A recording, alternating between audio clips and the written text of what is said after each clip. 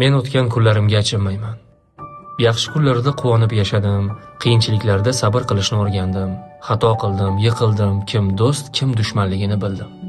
Omadim kelganda soxta munozamatlarni, omadim ketganda esa asl yuzlarini ko'rdim. Sevdim, muhabbat azobini ko'rdim. Sevildim, kimgadir kerak bo'lishlik baxtini his qildim.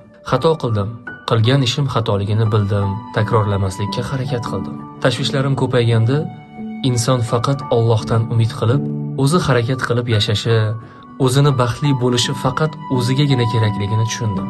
Ba'zan yaxshilik, ba'zan bilib bilmay yomonlik qilib, qaytar dunyo ekanligini bildim. Xullas, hayotda hech narsa behikmat bo'lmasligiga, har qanday holat biz uchun bir saboq ekanligiga amin bo'ldim.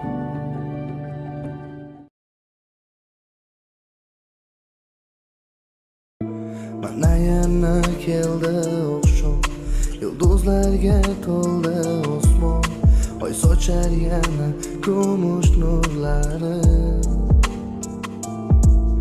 Lekin oqshom o'tar afsus, va kerakmas menga sensiz oqshomning bu go'zalliklari. Mayli alda, mayli kul, qaytar dunyo tayyor tur.